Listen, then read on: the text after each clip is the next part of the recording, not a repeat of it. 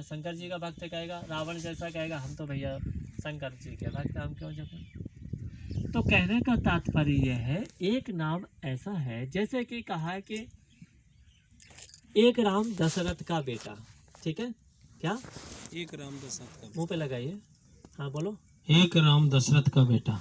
एक राम दशरथ का बेटा। तो एक राम जो है दशरथ के बेटा हुए हैं, और एक राम घट घट में बैठा, एक राम घट घट में बैठा, एक राम घट घट में जो बैठा। हमारे आपके अंदर जो बोलने वाली शक्ति है वो क्या है, वो क्या शैतान की है, वो भी राम है, की है। वो भी राम है, समझ रहे हैं ना। अगर ये राम नाम सत्य क्यों कहते हैं हिंदुओं में मरने के बाद में जब ले जाते हैं, तो राम नाम सत्य इसीलिए कहते हैं कि जो अंदर से सच बैठा था, सत्य बैठा था, जो आत्मा थी या परमात्मा का अंश था, वो निकल गया तो असत्य हो गया। राम नाम सत्य है और सत्य बोले मुक्त है। तो जो अंदर में था वो निकल गया, बोलता पुरुष जिसे कहते हैं। एक राम दशरथ का बेटा, एक राम घट घट में बैठा, माने जीव जंतुओं के अंदर बैठा हुआ है। एक राम का सकल पसारा, एक राम का जो है संसार बनाया हुआ है, और एक राम है सबसे न्यारा। एक राम सबसे न्यारा। हाँ, one Ram is separate for every one.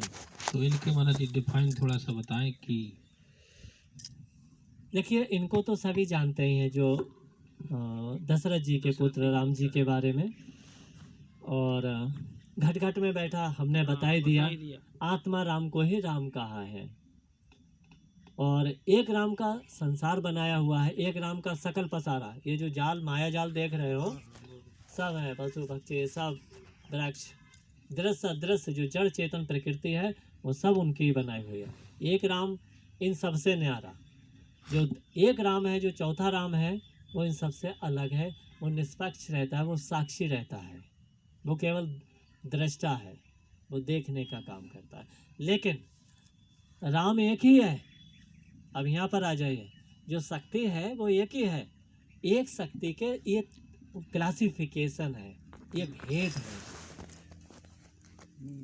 भेद है, भेद अलग अलग जैसे क्रियाकलाप के अनुसार, जैसे बॉडी में डाल दिया उसी शक्ति को तो वो घट घट वाला राम हो गया।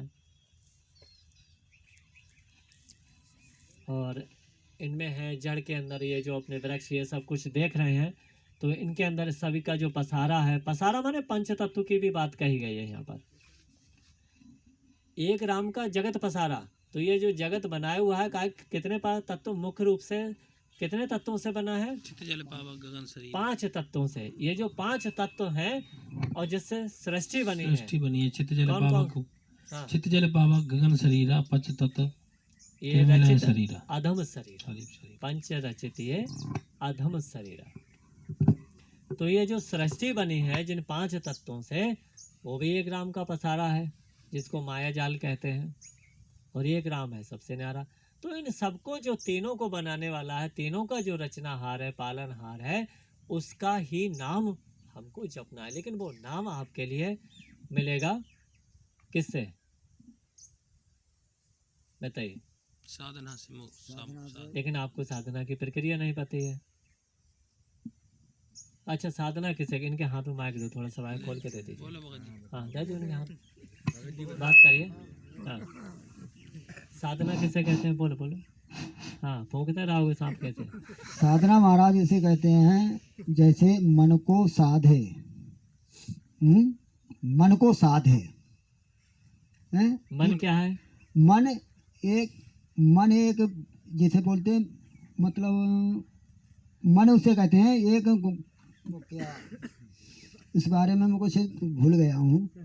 अच्छा, हाँ, कई साल पहले याद था इस बारे में आपको।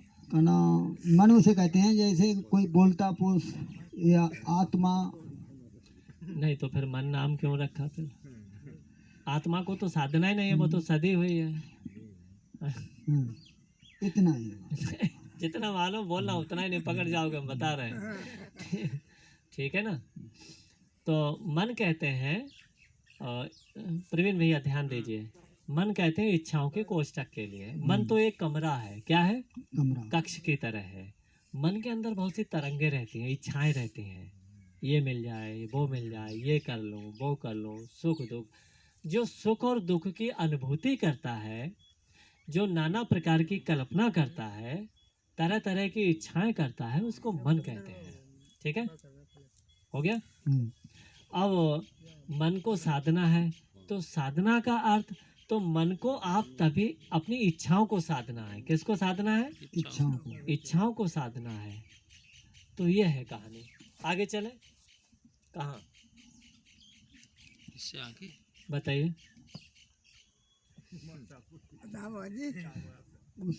आगे आगे आगे चलिए, ज्ञान ज्ञान चर्चा में चलिए। हाँ, तो सब ज्ञान ही है। तो ये ज्ञान चर्चा जो है, गीता में एक बात कही है कि गीता में ना ही ज्ञानेन सदृशम पवित्रम में ही विद्यते। समझ रहे हैं? इस संसार में nothing is purifier, nothing is purifier than knowledge in this world. इस संसार में ज्ञान से श्रेष्ठ कुछ नहीं है। कहीं पर लिखा है विद्या धनम, सर्वपरम, उन्हें दे दो। हाँ, विद्या धनम सर्वधनम सर्वधर्म प्रधानम। विद्या धर्म सर्व प्रधानम, सर्वधर्म प्रधानम। विद्या जो है सभी धनों से श्रेष्ठ है। धर्म प्रधानम नहीं, धनम प्रधानम। सभी धनों में श्रेष्ठ है विद्या। अच्छा, विद्या किसे कहते हैं? विद्या रहती कहाँ है? विद्या रहती है बुद्धि में।